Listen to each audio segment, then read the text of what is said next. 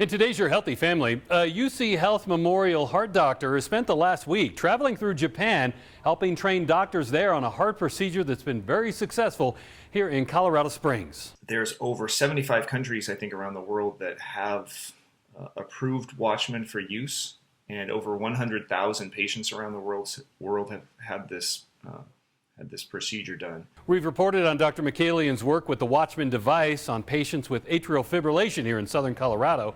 It helps them avoid strokes without having to take powerful blood thinners. Watchman is a device that is used to prevent strokes in patients that have atrial fibrillation. Most patients that have AFib take blood thinning medications for lifelong, and that prevents clots from forming in the heart, and these clots would otherwise potentially break loose and go to the brain and cause a stroke. But many patients that have AFib that are on blood thinning medication have problems with blood thinners, and there's a whole bunch of different types of issues that can arise. I caught up with Dr. Mikaelian over the internet from Japan, where the Watchman device was just approved for use earlier this summer. He's helping there to train doctors and help with Watchman cases. Atrial fibrillation is a major problem in Japan, just as it is in the U.S. There are even certain factors, though, that may increase the bleeding risks, as well as some of the stroke risks for patients here in Japan.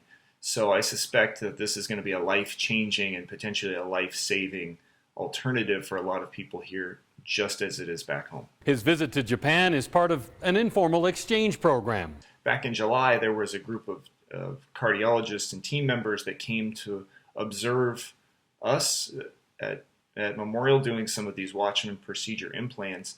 That group has since been one of, if not the first group to do the Watchman procedure here in Japan, which was just approved in August, and the first procedures were done earlier this month.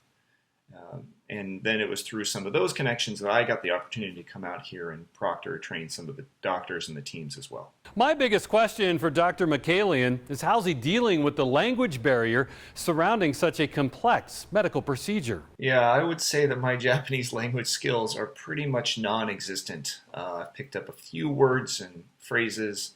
In all seriousness, so I did get a lot of help from Tomo Nagasawa, who is at UCHealth and works in the invasive cardiology department. Tomo and his family live in Colorado Springs, but he is originally from Japan. Before I left, he gave me a few phrases that I probably butcher pretty bad, but I've given some presentations here to some of the doctors and the teams, and Tomo actually translated those into Japanese. So that's been spectacular, I think very helpful for me and them as well. A number of the doctors are fairly fluent in English, so that's been helpful. And then the number of the clinical specialists that work for the company, for the Watchman company, are bilingual as well. It's certainly humbling for me, but everyone here has been extremely welcoming, patient, and gracious, and just wonderful hosts. Dr. Mikaelian says his chance to train other doctors in Japan is also making him a better doctor and healthcare provider. The opportunity to collaborate with other medical professionals is a great gift in healthcare and science in general. I certainly hope that I can share my experiences with them here and that's helpful. But I also know that I'm learning from them as well, and I can think of some technical aspects of the procedure that I've picked up, as well as some tricks or tips or ideas for imaging for patients beforehand that make the procedure more successful.